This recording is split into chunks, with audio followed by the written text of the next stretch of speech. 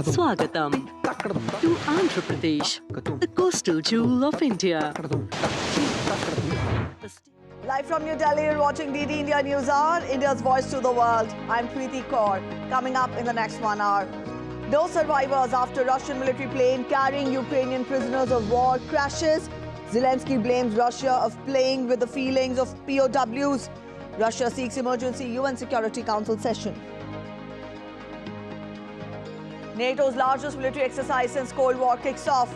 Over 90,000 troops to join Steadfast Defender 2024 drills that will run through May. French President Emmanuel Macron will arrive in India to attend the Republic Day celebrations as the chief guest. Expected to hold talks with Prime Minister Narendra Modi with focus on security and climate change. And India's Rohan Bopanna becomes the oldest player to reach men's doubles #1 to play the semi-finals of Australian Open men's doubles today.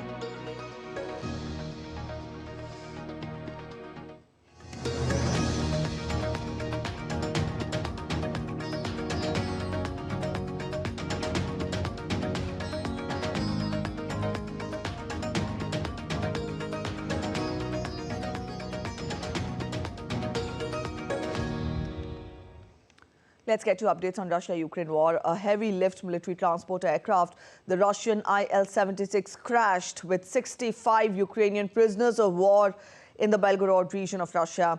The prisoners of war were being transported for an exchange in a swap program. Russia said there are no survivors in the plane crash. 74 people were on board, amongst which 65 were captured Ukrainian army servicemen, 6 crew members and 3 escorts. The Russian officials accused Ukraine of deliberately shooting down Il-76 military transport and said that it was carrying Ukrainian prisoners of war due to take part in a prisoner exchange program. Ukrainian President Volodymyr Zelensky called for full clarity on the circumstances of the crash of the Russian plane in the Russian border region on Wednesday. He accused Moscow of playing with the lives of Ukrainian prisoners of war. It is evident that the Russians are playing with the lives of Ukrainian prisoners, with the feelings of their families and with the emotions of our society.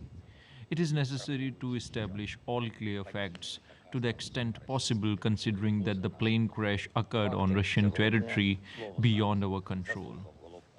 The security service of Ukraine is investigating all circumstances, and I have instructed the Minister of Foreign Affairs of Ukraine to provide our partners with the information available to Ukraine. Our state will insist on an international investigation. At a press conference at the United Nations, Russian Foreign Minister Sergei Lavrov called the downing of the aircraft a criminal act by Ukraine and said that Russia has called for an emergency UN Security Council session on Wednesday.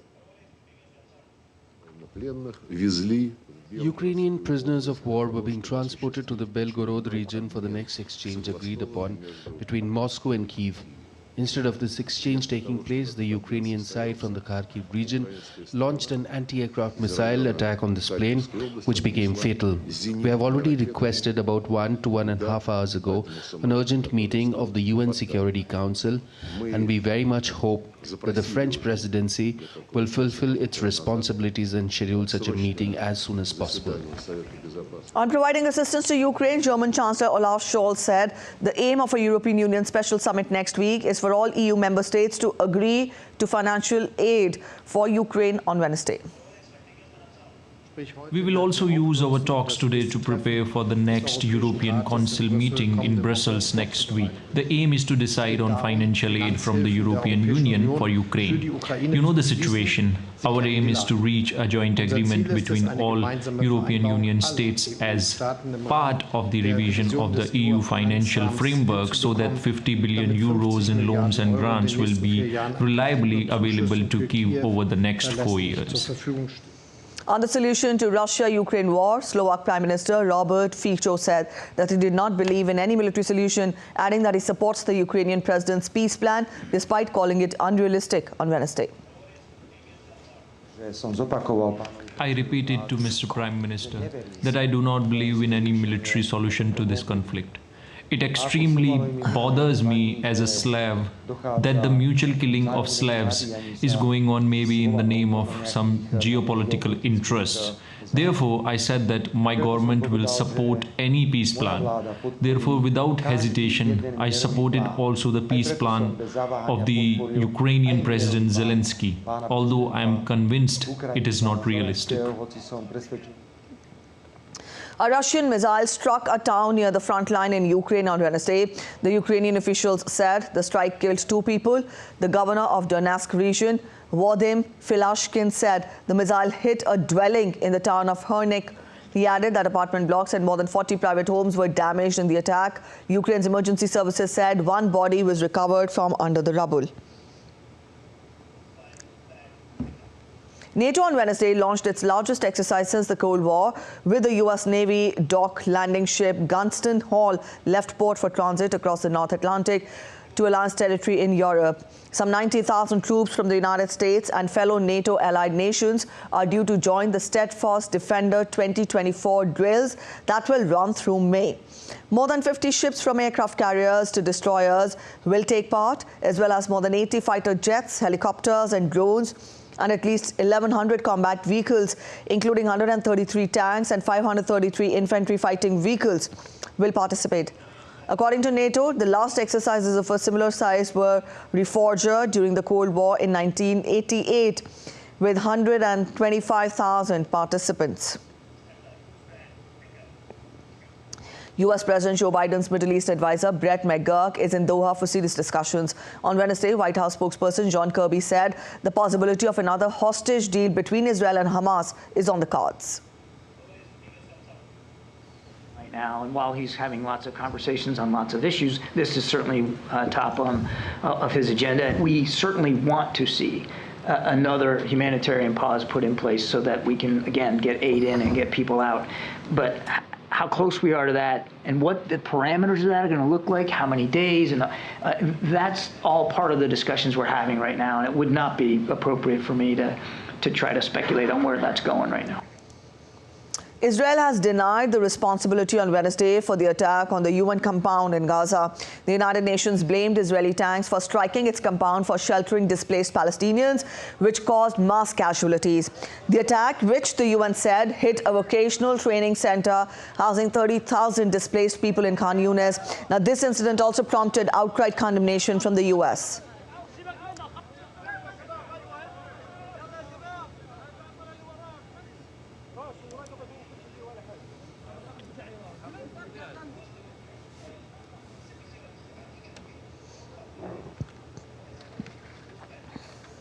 In the United States, an overwhelming majority of Democrats in the Senate on Wednesday reiterated U.S.'s support of a 2-state solution to the Israeli-Palestinian conflict.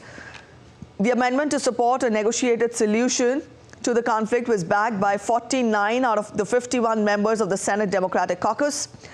The amendment also ensured Israel's survival as a secure, democratic, Jewish state and fulfilling the Palestinians' legitimate aspirations for a state of their own. Senator Brian Schatz introduced the measure as an amendment to the upcoming bill that would provide national security aid to Ukraine, Israel, and Taiwan.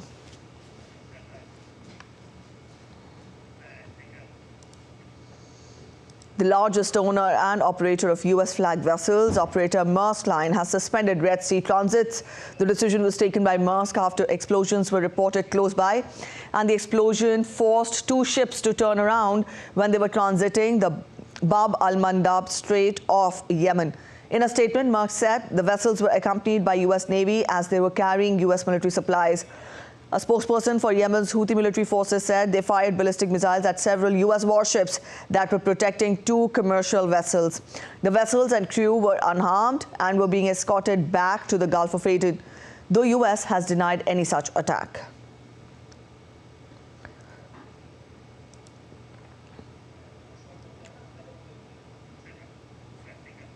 Updates from the Korean Peninsula now. North Korea fired multiple cruise missiles towards the sea off its west coast on Wednesday. South Korea's Joint Chief of Staff said that the missile launches were being analyzed by the South Korean and US intelligence.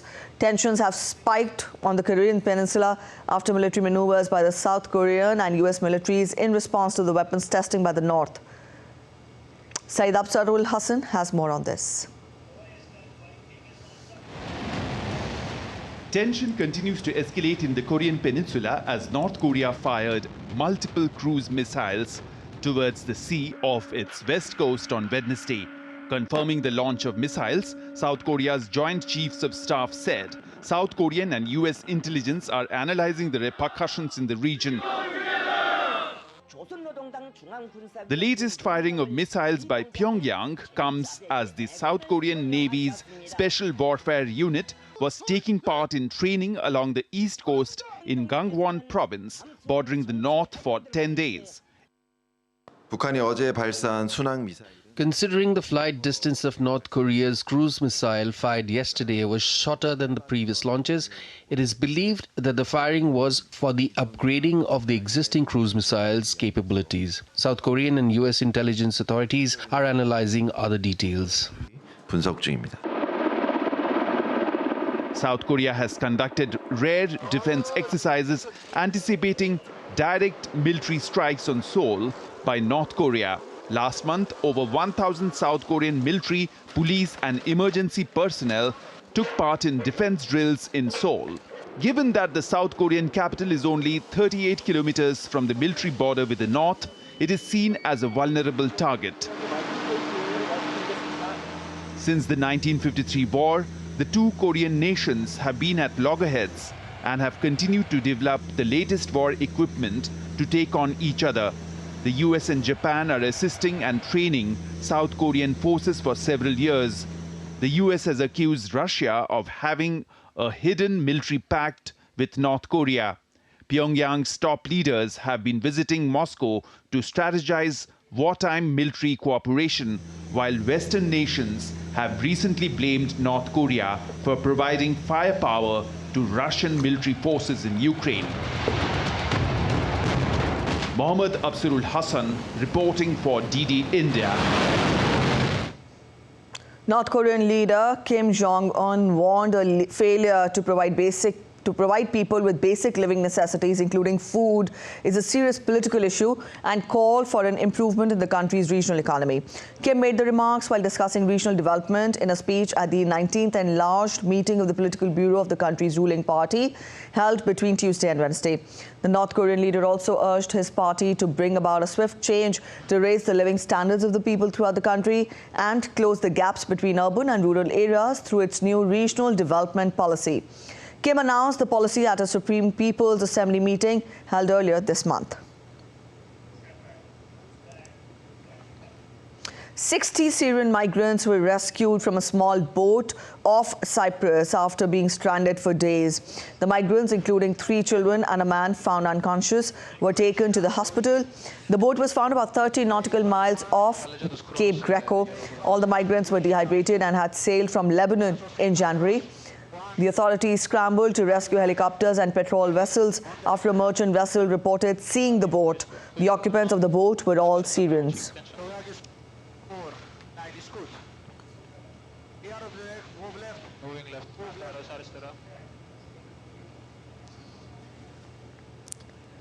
The safety of the migrants has always been an important concern, and here we see 60 Syrian migrants were rescued from a small boat off Cyprus. You've seen how migrants have been traveling across the seas to better lands for better living conditions, opting to face the hardships.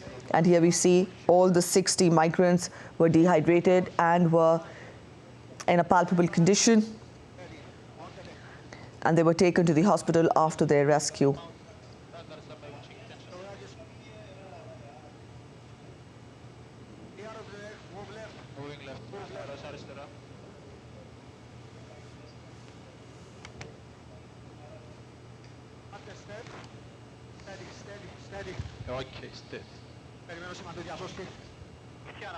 In the visuals, we see helicopters and the staff there trying to save the migrants who were stranded in a boat off Cyprus.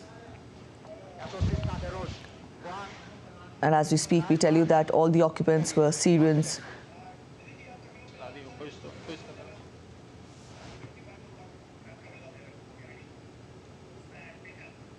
We're heading for a short break. You're watching DD India News Hour. But after the break, thousands of Argentines go on strike against tough economic austerity measures and reforms by new libertarian President Javier Milei.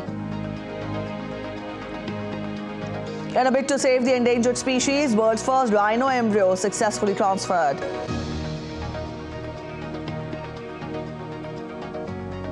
Another storm hits the United Kingdom. Floods affect the city again.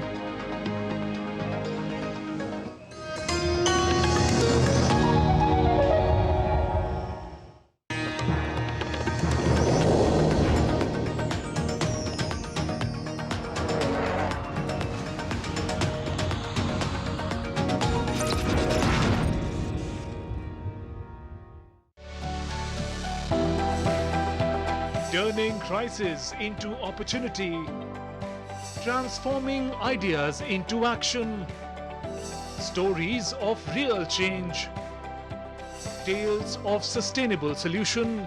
This series is going to tell stories of such changemakers. Watch Changemakers on DD India.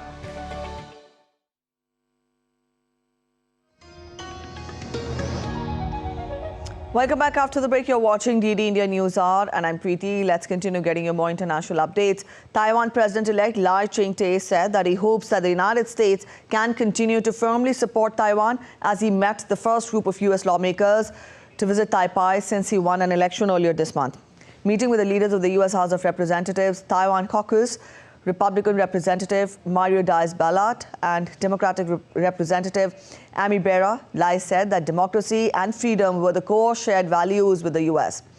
Lai added that he would continue to defend the cross-Taiwan Strait status quo of peace and stability.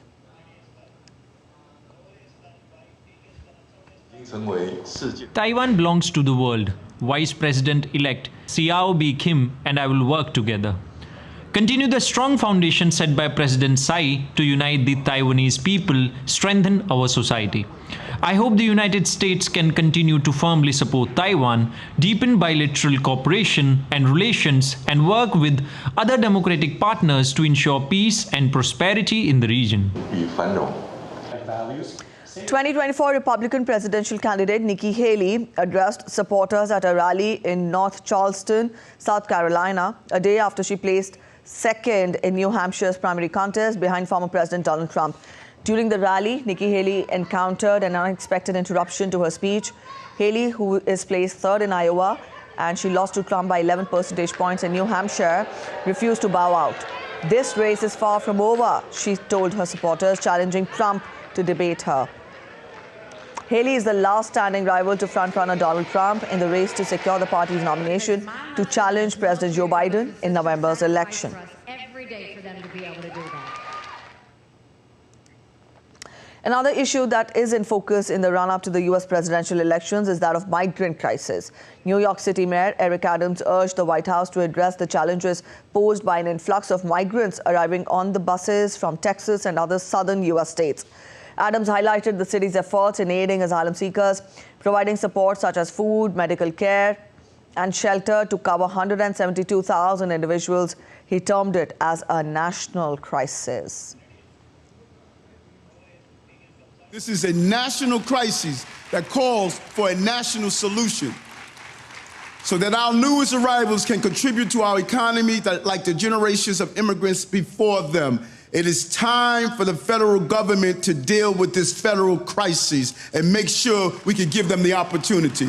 Let them work. Let them work. Argentina's largest union started a 12-hour strike on Wednesday with tens of thousands of workers demonstrating in Buenos Aires against tough economic austerity measures and reforms by Libertarian President Javier Milei.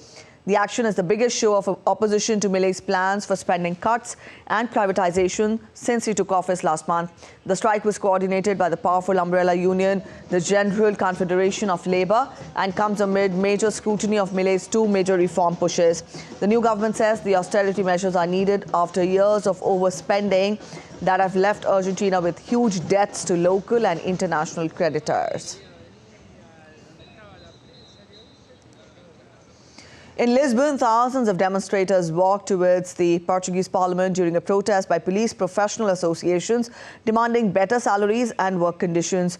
The protesters gathered in a square in downtown Lisbon and started a silent march towards the parliament.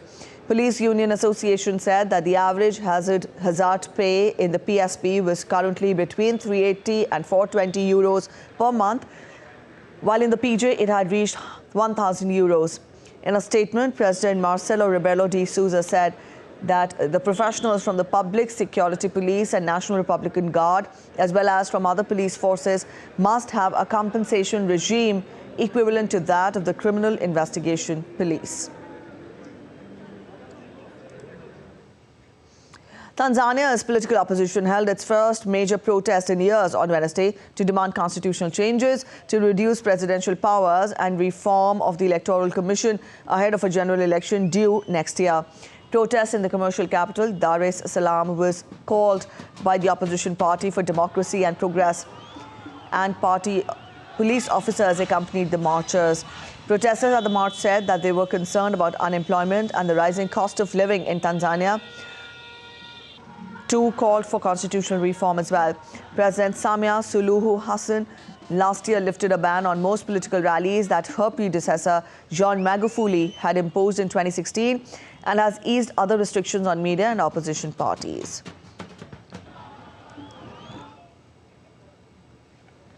Colombia's Inspector General suspended Foreign Minister Alvaro Levia from his role for a period of 3 months over possible irregularities in the tender process for producing passports in the country.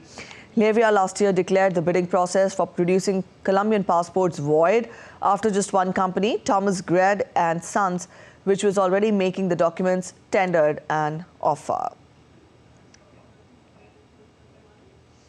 In Sri Lanka, 2 persons, including State Minister for Water Supply Sanath Nishanta, were reportedly killed in an accident on the Katunai-Ke highway. The State Minister's vehicle had reportedly met with an accident on the Katunai-Ke highway earlier this morning, following which 3 persons, including the minister, were admitted to the Ragama hospital. Hospital sources later confirmed that 2 persons, including Minister Nishanta, had succumbed to their injuries. Storm Jocelyn hit the United Kingdom, causing flooding in York's River Ouse and causing a bridge closure in Tadcaster due to rising river wharf. The storm marks the 10th named storm of the season to hit Britain, with flooding covering streets and submerging signs. The floods affected nearby markets as well.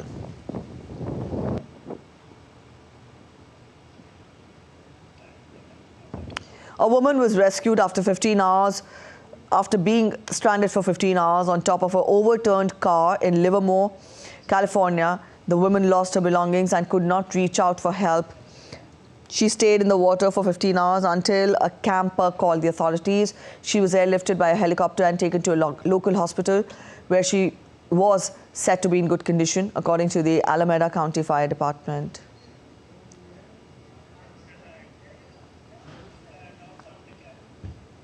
World Weather Attribution has found that climate change is the main cause of a record drought in the Amazon rainforest, causing drained rivers, endangered dolphin deaths, and affecting millions of people. The study found that global warming increased the likelihood of the drought, drove extreme high temperatures, and reduced rainfall. The Amazon, the world's largest rainforest, absorbs a significant amount of greenhouse gas, and the drought could worsen forest fires, pushing the biome towards a point of no return. El Nino, periodic warming in the eastern Pacific Ocean, also contributed to the decline in rainfall.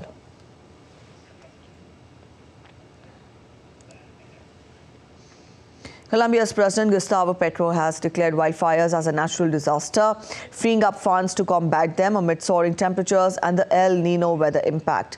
The country has reported 204 fires this month, with 25 still burning.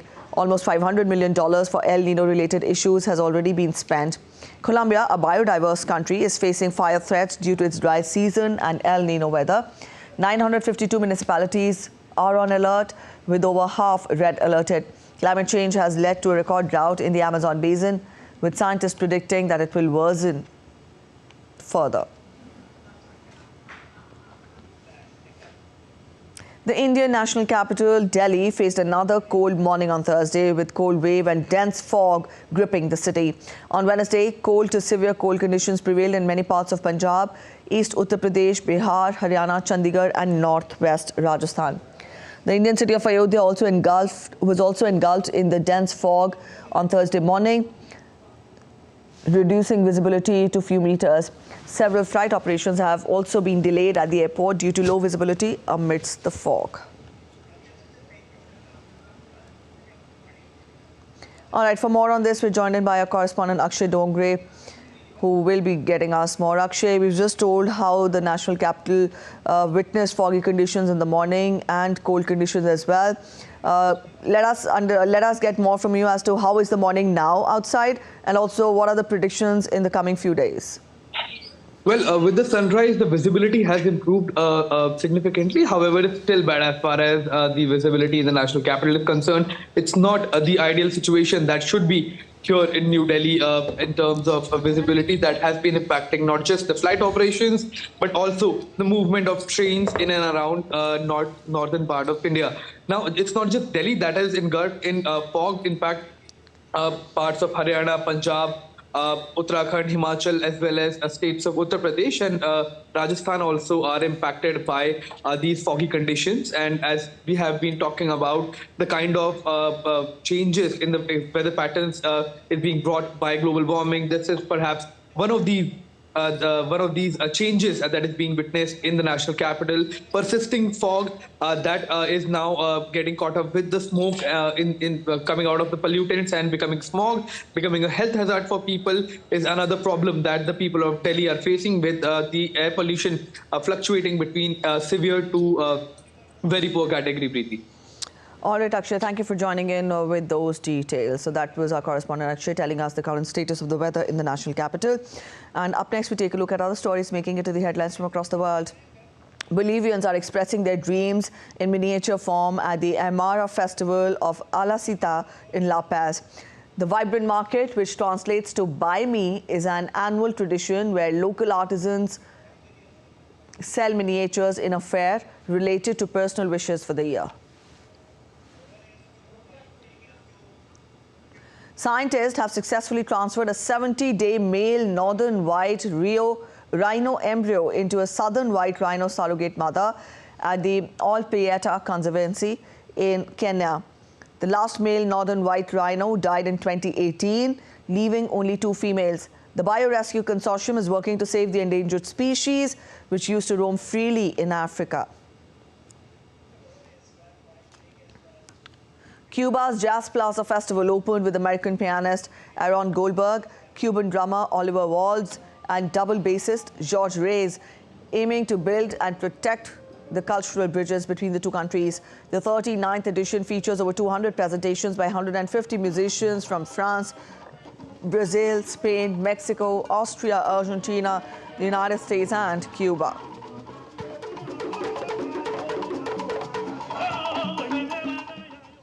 We're heading for a short break, but still to come on this edition of DD India News Hour. India celebrates the 14th National Voters' Day as the Election Commission of India marks its 75th year of service to the nation. On National Tourism Day today, we tell you ahead what makes India an absolute gem in the world of travel. Silent Theatre Group performs Ramayana in India's Ayodhya.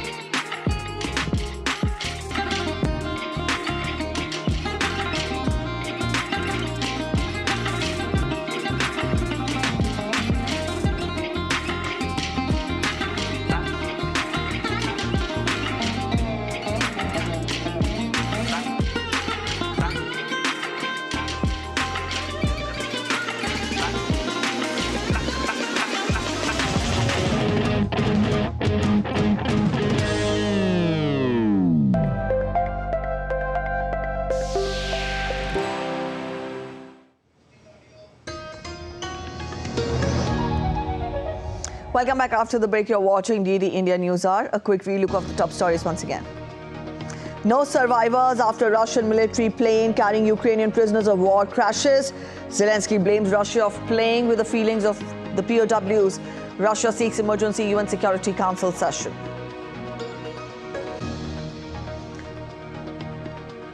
NATO's largest military exercise since Cold War kicks off. Over 90,000 troops to join Steadfast Defender 2024 drills that will run through May. French President Emmanuel Macron will arrive in India to attend Republic Day celebrations as the chief guest. Expected to hold talks with Prime Minister Narendra Modi with focus on security and climate change. And India's Rohan Bopanna becomes the oldest player to reach men's doubles #1 to play the semi-finals of Australian Open men's doubles today.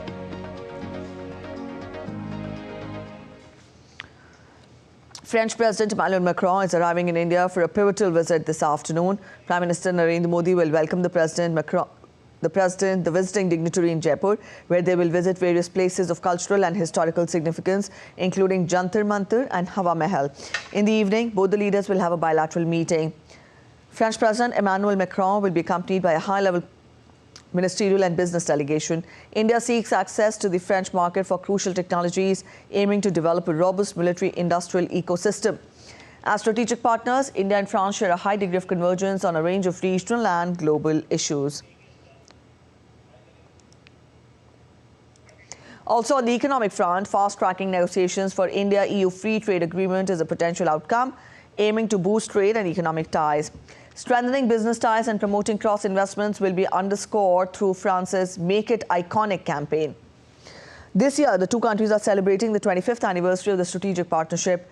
Prime Minister Narendra Modi was the guest of honor at the Bastille Day parade held on 14th of July last year in Paris. President Macron visited India for the G20 summit on 9th and 10th of September last year.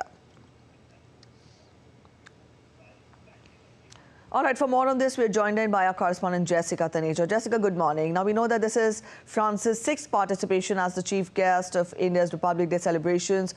French President Emmanuel Macron will be arriving in Jaipur today afternoon. What all is lined up for today first? Well, good morning to you, Preeti, and all to our viewers. It's certainly a significant and important day between India and France. As you already mentioned, the French president will be here in Jaipur towards the afternoon, and we will be tracking all the details for our viewers here. But first up, the important meetings that are lined up, and of course, all the events towards the afternoon, taking the Prime Minister and French President to the iconic Emer Fort. And of course, again, at Jantar Mantar and in the roadshow in the evening, we're expecting a lot of pomp on the streets. We're expecting a lot of people to be here as well, especially the French delegation who is traveling with the president to firm up a lot of deals that are in the pipeline. We're looking at a defense deal, of course, an extension of the Rafale deal. We've already had the Rafale jets for the Indian Air Force. The new INS Vikrant is also expecting Rafale Marines for its fleet. And of course, 3 new Scorpion submarines, that's also in the pipeline. We could expect some input on that. Of course, people-to-people ties keep the French and India relationship quite strong over the years. Looking at other trade deals as well, we could expect at least some outcome, if not complete deliberation on what's happening on the EU-India free trade agreement. Of course, that solely doesn't rest on the French president's decision. It's the entire European Union bloc. But there have been negotiations going on for decades now. And now we're getting to hear the next month. Towards 19th to 23rd February, there'll be another meeting to firm up details on how the EU FTA trade and the roadblocks could be erased. So, of course, a lot on the agenda today. But first up, the bilateral meeting that is due to take place in the evening. You can expect a lot of good announcements, which would further strengthen the cooperation between India and France, not just in the defense sector, but also in space cooperation, climate action, as you pointed out. Students who would like to study in France, there has been a program to allow 30,000 students to study in France by 2030. That's the cap that the French government has put in. And of course, moving on from here, there is just a lot on the agenda, and we'll have more details in the evening, Preeti. So, all right, it will be a packed visit of the French president. But Jessica, this year marks the 25th year of the strategic partnership between the two countries. A quick recap or a relook at how the relationship between the two countries has grown. That's correct. 25 years of strategic partnership. But if you look at the relationship between the two countries, starting out at 1998, when the strategic partnership was forged in order to, for the two countries to move ahead in their particular direction. And now we know that, in the recent past, the relationship that has been going on forward, starting from nuclear cooperation in '98, where you remember France didn't condemn India for those nuclear tests. In fact, it was the only country that did not even question India's internal affair, and that remains to be the same till date. So beyond defense deal, there has been nuclear cooperation. And if you would recall, Preeti, back in '98, when India had conducted its first nuclear test, beyond, of course, not condemning India, the other part of the relationship was that France was the country that was helping India get new fuel for its nuclear reactors right at the time when it was building its nuclear capacity. So, of course, that has been one of the foundations of a strong and principled relationship between the two over the years.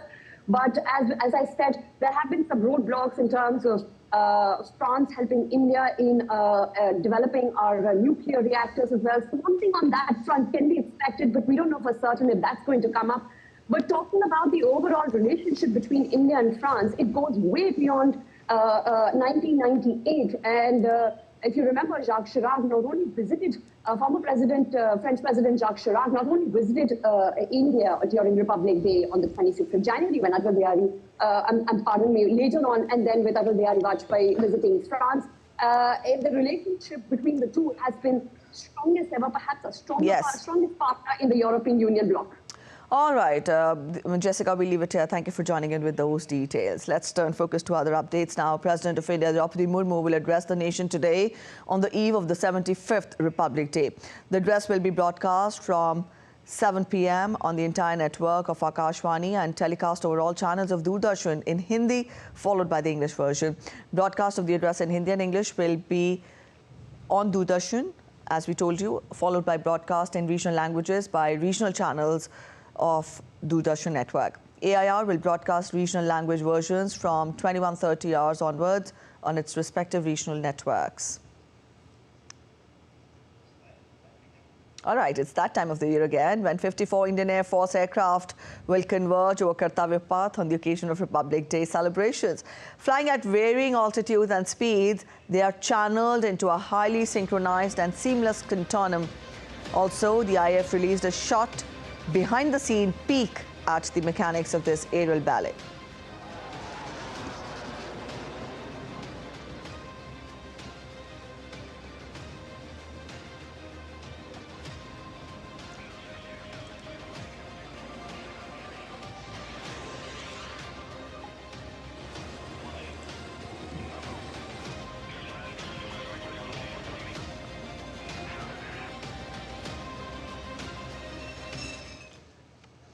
India and Russia discussed a new maritime corridor between Chennai and Vladivostok. India's Minister for Shipping, Ports and Waterways, Sarbanand Sonowal, highlighted India's commitment to enhancing trade and security along the corridor and emphasized infrastructure development and collaborative efforts across the ministries.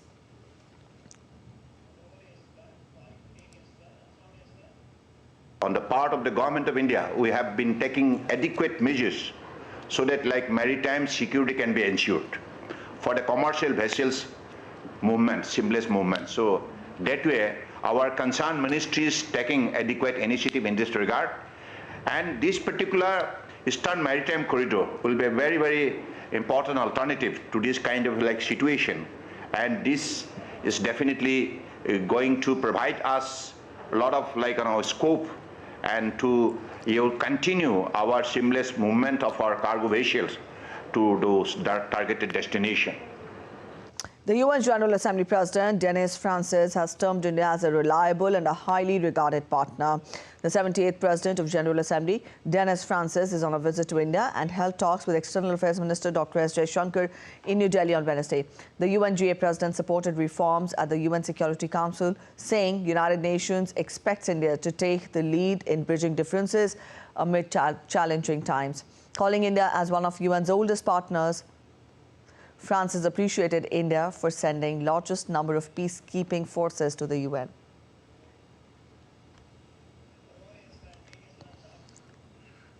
So reform of the Council is absolutely necessary. If you are in a privileged position, you are not necessarily in a hurry to lose privilege. Reform is inescapable. The question then becomes, what is the formula by which this reform would take place? India has been a long-standing partner of the United Nations. India, in fact, contributes one of the largest numbers of peacekeepers to the system. And that is emblematic of India's commitment to multilateralism and to the values and principles that are enshrined in multilateralism. India is a mature, highly respected member of the United Nations. It is a leader in many ways, and I'm sure that that fact is not lost on the members of the General Assembly. A key player both globally and at the United Nations. As the world's largest democracy where unity in diversity has endured for many years, India can relate very easily to principles of universality. UN membership is more divided. As President of the General Assembly, I look to India to lead the charge in our quest to repair the trust deficit among member states. The Election Commission of India is celebrating the 14th National Voters' Day today. President Draupadi Murmu will be the chief guest at the national function being organized in New Delhi by the Election Commission of India, dedicated to the voters. The National Voters' Day 2024 theme is Nothing Like Voting, I Vote for Sure, and it is in continuation of the last year's theme. During the event, the President will present the Best Electoral Practices Awards for the year 2023. Awards will be presented to state and district level officers for their outstanding performance in the conduct of elections during 2023 in different spheres. On January 25th, the Election Commission of India celebrates its 75th year of service to the nation. To mark this momentous occasion and in light of the 2024 parliamentary elections, a commemorative postage stamp themed Inclusive Elections will be released. Prime Minister Narendra Modi has extended greetings on the National Voters' Day. In a tweet, he said, and I quote him, "It is an occasion which celebrates our vibrant democracy and also a day to encourage people to register as voters if they haven't already." And in a short while from now, at 11 a.m., Prime Minister will address the Nav Matdata Sammelan, which will bring together first-time voters from across India. All right. Also, as India celebrates the 14th National Voters' Day, India's Chief Election Commissioner has a special message for the 960 million enrolled voters of the country who will be playing a pivotal role in the election process of the world's largest democracy this year. In 2024, we'll be having the world's largest peacetime logistical exercise of movement of men and materials to enable over 96 crore voters to exercise their franchise, spread over 12 lakh polling stations through over 1.5 crore plus election officials. Big thanks and appreciation to our polling teams who traverse the harshest terrains to deliver democracy to the last mile. And Chief Election Commissioner Rajiv Kumar said that while technology has been great enabler in the process of elections, he cautioned people against the use of new age tech tools like deep fakes and artificial intelligence to spread misinformation. Technology has been leveraged for transparency and process efficiency in all aspects of elections. While technology has made possible many enabling features to enrich the electoral processes and make them easier, it has also posed various challenges to the democratic exercise world over. Misinformation, deepfake, and use of artificial intelligence are being increasingly used to undercut the faith and trust of the people in the electoral process. We, however, stand very firm in our resolve to maintain a level playing field and foster an informed electorate. And up next, we take a look at other stories making it to the headlines from across India. India also celebrates its National Tourism Day today. It's not just a day of celebration, it is a celebration of what makes India an absolute gem in the world of travel. India offers a plethora of experiences catering to every traveler's heart. From the majestic peaks to the tranquil beaches, India is a symphony of colors and textures waiting to be explored. The National Ice Hockey Championship for Men 2024 and women concluded on Wednesday with Indo-Tibetan Border Police winning in women's category and UT Ladakh winning in the men's category. The championship was organized under the joint aegis of Ice Hockey Association of India, Ice Hockey of Lahore Spiti and Spiti Administration in the Indian state of Himachal Pradesh. A theatre group from Thailand performed a play based on Ramayana at Tulsi Udyan in North India's Ayodhya. Performers from the Ministry of Culture of Thailand performed dance and staged episodes of Lord Ram during the event.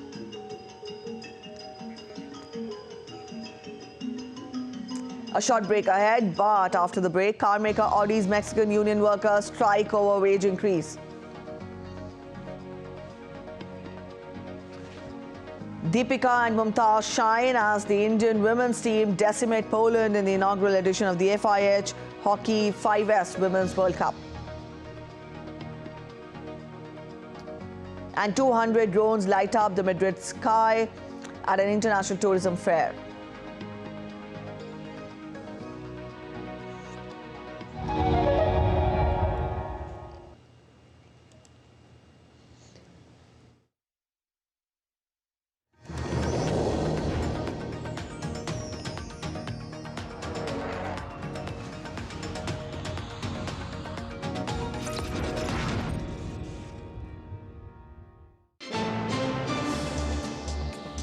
Voice of a rising aspirational world.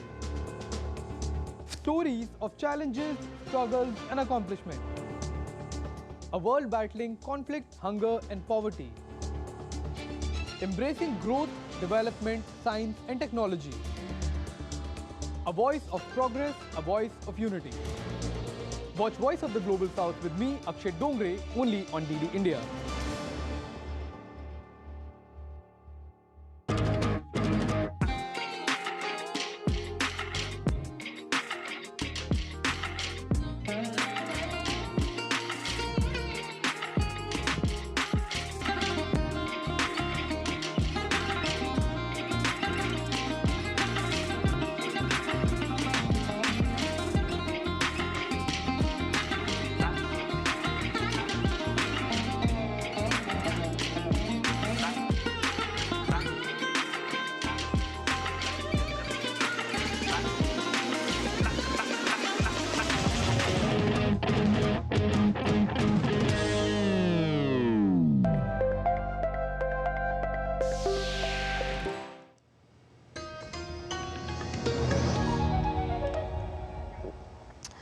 Welcome back after the break. You're watching DD India News Hour. Let's get to updates from the world of business now. Union workers at Audi's Mexico unit went on a strike on Wednesday after failing to reach an agreement with the car maker for a new contract. The company's union leader said, with the company saying the two sides are far apart on a wage increase. Approximately 1,000 workers protested outside the Audi plant in the central state of Puebla, shouting, "We are workers, not beggars." Audi said the union declined its offer for a 6.5% salary raise and instead asked for a 15.5% increase. Last year, the car maker and the independent union of Audi Mexico workers agreed to a 9.4% salary increase, one of the highest automaker wage hikes in Mexico in recent years.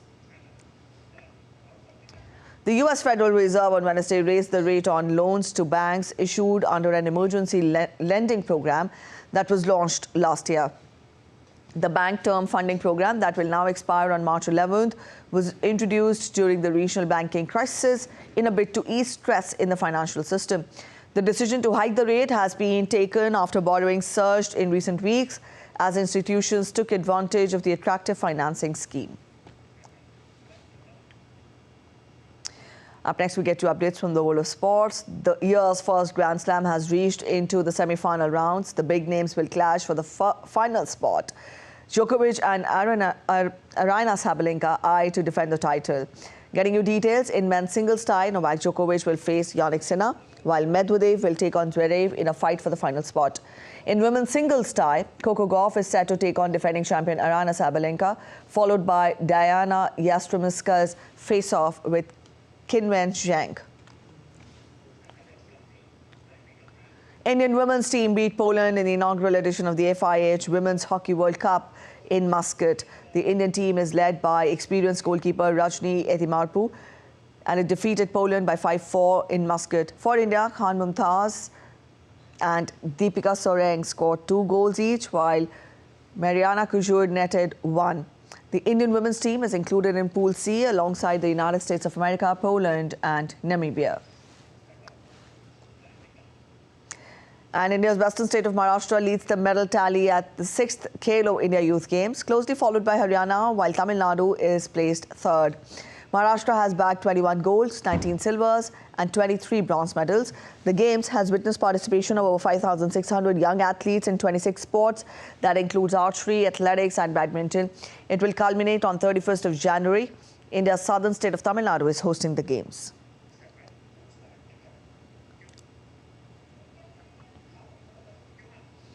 Madrid will host the Spanish Grand Prix from 2026 to 2035 on a new city circuit around the capital's IFEMA Exhibition Centre. Now, the Circuit de Cataluña's current contract expires after the 2026 race, but Formula One chief executive Stefano Domenicali suggested the Barcelona track could remain on the calendar beyond then.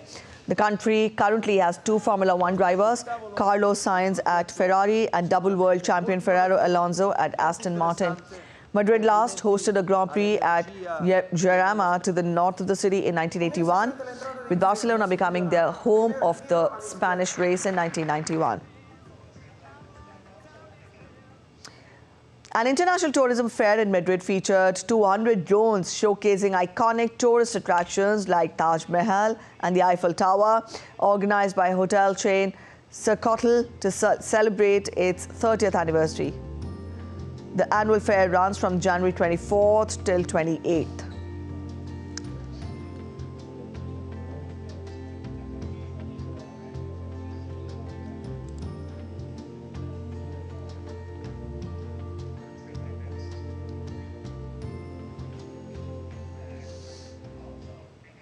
All right, that's it in this edition of DD India News Hour. But let us know your thoughts on the news of the day.